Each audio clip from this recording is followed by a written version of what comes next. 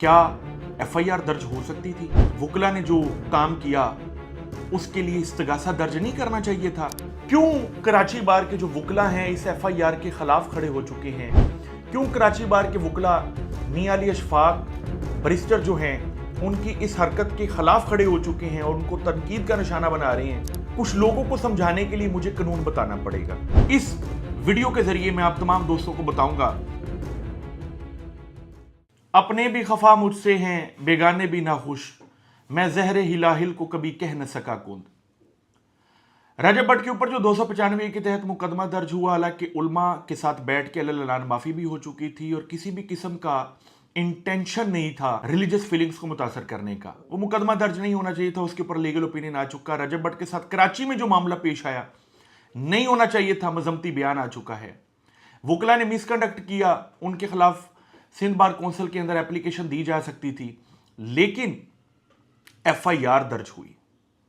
क्या एफआईआर दर्ज हो सकती थी? क्या वुकला ने जो काम किया उसके लिए इस्तगासा दर्ज नहीं करना चाहिए था? इस वीडियो के जरिए मैं आप तमाम दोस्तों को बताऊंगा क्यों कराची बार के जो वुकला हैं इस एफआईआर के खिलाफ खड़े हो चुके हैं।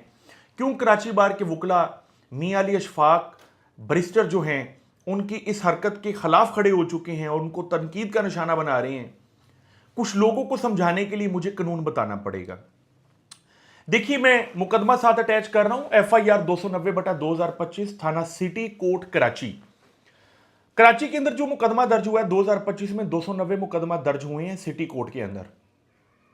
जहां पंजाब के शहर लाहौर में मुकदमा दर्ज करवाना एक ट्रेडिशन है, एक एक थाने में एक एक साल के अंदर 10,000 से ज्यादा मुकदमा दर्ज होते हैं।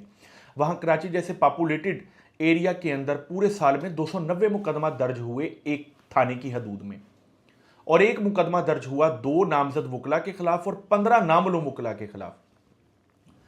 रजब भट्ट के साथ जो मामला पेश आया उसके अंदर साफ तौर पे देखा जा सकता है कि एडवोकेट अब्दुल फातेह चांडी और एडवोकेट रियाज अली सलंगी के अलावा दीगर वुकला तशद्दुद करते हुए नजर नहीं आ रहे।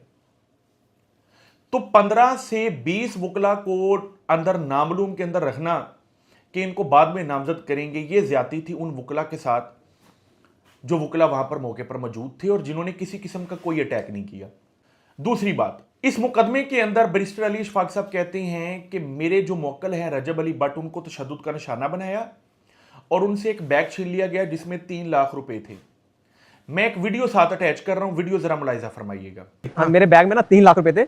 एक इसका बैग था, उसमें 1 लाख रुपए था। तो वो जब मेरा बैग वहां पे असल में जब मैं इसको मैंने पकड़ा था वहां से, इस वीडियो के अंदर नदीम नानीवाला कह रहा है कि मेरे बैग के अंदर 3 लाख था, रजब के बैग के अंदर 1 लाख था। तो रजब के बैग के अंदर से 3 लाख कैसे निकल गए, जबकि नदीम नानीवाला कह रहा है उसके बैग के अंदर 1 लाख था और नदीम नानीवाले का तो बैग छीना ही नहीं गया। तो क्यों रजब भट्ट के बैग का इल्जाम लगाकर 3 लाख रुपए छीनने का इल्जाम लगाया गया और 382 ऐड करके पर्चा दर्ज करवा दिया गया? क्या 3 लाख छीना गया या 4 लाख छीना गया? और रजब के बैग में अगर 1 लाख था तो वो छीना गया कि नहीं छीना गया? ये कंट्राडिक्शंस बताती हैं कि ऐसा कोई वकूआ पेश ही नहीं आया, क्योंकि बात जो सच होती है वो लिखी जाती है और जो झूठ होती है वो पकड़ी जाती है। यही वजह है कि अगर 100 मुकदमात पूरे पाकिस्तान में दर्ज होते हैं तो 12 मुकदमात में सजा होती है, 88% लोग छूट जाते हैं, बरी हो जाते हैं, क्योंकि मुकदमात के अंदर चंद ऐसे झूठ बोल दिए जाते हैं जो कंट्राडिक्शंस की वजह से बाद में जाया हो जाते हैं। ये 382 हटा दी जाए तो इस मुकदमे में 147, 148, 506, 337 A1 बचती है। चूंकि 2 वुकला तशद्दुद कर रहे थे, 2 वुकला इस मामले के अंदर मुलव्वस थे, तो 147 और 148 भी नहीं लगती, सेक्शन 34 लगनी चाहिए थी। जब सेक्शन 34 लगती, 506 लगती, उसके साथ 337 A1 लगती जो चोट आंख के करीब आई थी। बाकी जो चोटें हाथ और पीछे कमर पे आई हैं वो F1 में फाल करती हैं। ये सब नॉन कग्निजेबल ऑफेंसेस हैं। नॉन कग्निजेबल ऑफेंसेस का मतलब है कि इनके ऊपर एफआईआर दर्ज नहीं हो सकती, बल्कि इनके ऊपर इस्तगासा लगता है और इस्तगासा सिटी कोर्ट के मैजिस्ट्रेट के पास लग सकता था। इस्तगासा लगा के सरसरी शहादत रिकॉर्ड करवा के इसको प्रोसीड किया जा सकता था।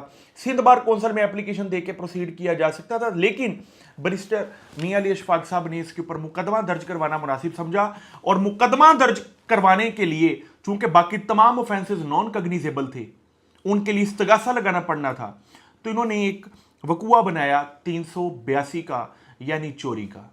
चोरी के वकूए के ऊपर कंट्राडिक्शंस आ चुकी हैं, इसके ऊपर मैं मजीद अपनी राय नहीं दूंगा, लोगों को अंदाजा हो जाएगा कि ये 382 क्यों ऐड हुई। मैं ये समझता हूं कि इस पूरे मामले के बाद वकला की साख मुतासर हुई है। जो कराची के 2 वकला ने किया वो भी जस्टिफाइड नहीं था, और जो फिर बैरिस्टर मियां अली इशफाक साहब ने मुकदमा दर्ज करवाया है ये भी जस्टिफाइड नहीं, क्योंकि मुकदमा दर्ज नहीं हो सकता, इस्तगासा लगता था।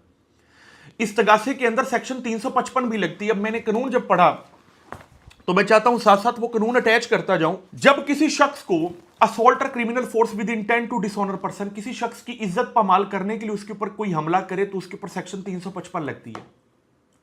तो सेक्शन 355 तो कई मुकदमे के अंदर है ही नहीं। क्यों नहीं है? क्योंकि सेक्शन 355 के ऊपर इस्तगासा दर्ज हो सकता है, एफआईआर नहीं हो सकती, यानी ये काबिल दस्तअंदाजी जुर्म नहीं है। 2 साल की सजा जरूर है, लेकिन मजिस्ट्रेट सुनाएगा एविडेंस रिकॉर्ड करने के बाद। तो 15 से 20 वकला को नामलूम में लिखना, उसके बाद 147 148 लगाना 34 की बजाय, उसके बाद 355 लगाने की बजाय 382 का झूठा वकूआ बना देना। ये तमाम वाकयात बताते हैं कि ये जो एफआईआर दर्ज हुई इससे वकला रंजीदा होगी, और कराची बार के सदर जो पहले दिखाई देते थे रजब भट्ट के हक में, अब वो अपने ही वकला के साथ खड़े हो गए हैं कि ये एफआईआर दर्ज नहीं होनी चाहिए थी। यही वजह है कि कराची के वकला सरापा एहतजाज है। एक चीज बताना जरूरी है कि जब कोई जनरल आसम मुनीर के ऊपर तनकीद करता है तो डीजीआईएसपी आकर कहता है कि जी नहीं, पूरी फौज पे तनकीद हुई है, ये ज्यादती है। जब कोई चीफ जस्टिस पे तनकीद करता है तो अदालतें कहती हैं जी तौहीन अदालत की कार्रवाई होनी चाहिए, ये ज्यादती है। कोई आईजी पंजाब के ऊपर तनकीद करे तो कोई कहे जी पुलिस के ऊपर तनकीद हुई है, इनके ऊपर पर्चे देंगे, ज्यादती है। और कोई फर्द वाहद वकील के ऊपर कोई तनकीद करे और उसको तमाम वकला कहें कि जी पूरी वकला बरादरी के ऊपर तनकीद हुई है, तो यह भी ज्यादती है। मेरा यह मानना है कि जहां पर एडवोकेट रियाज अली सोलंकी साहब ने पूरा साल यके बाद दीगरे वीडियोस बना के बताया कि मैंने ये कर दिया, मैंने वो कर दिया, वहां पर एक रिएक्शन वीडियो जब रजब भट्ट की आती है और वो तनकीद एक फर्द वाहद के लिए थी, तो उस तनकीद को तमाम वकला ने अपने ऊपर तनकीद समझा। ऐसा नहीं होना चाहिए था। हाँ, रजब भट्ट से जो ब्लंडर हुआ उसमें जो उसने डैशबाजियों का जिक्र किया, उसने जो उसमें जिक्र किया कि ये वकला मेंढकों की तरह बाहर निकलते हैं, कराची के वकला का नाम लिया, यहां पर उसने जनरलाइज करने की जो कोशिश की, ये रजब भट्ट की तरफ से ज्यादती थी। कुल मिलाकर ये एफआईआर दर्ज नहीं हो सकती थी। इसके ऊपर मेरा लीगल ओपिनियन आ गया है। कमेंट सेक्शन में अपनी राय दीजिएगा कि बेहतर नहीं था कि इस्तगासा लगता, बेहतर नहीं था कि सिंध बार कौंसिल के जरिए इस मामले को हल किया जाता, बेहतर नहीं था कि तमाम वकला बैठ के इस मामले को हल करते ताकि इसका सोल्यूशन निकलता। जज़ाकुमुल्लाह खैरन कसीरा। अल्लाह हाफिज़।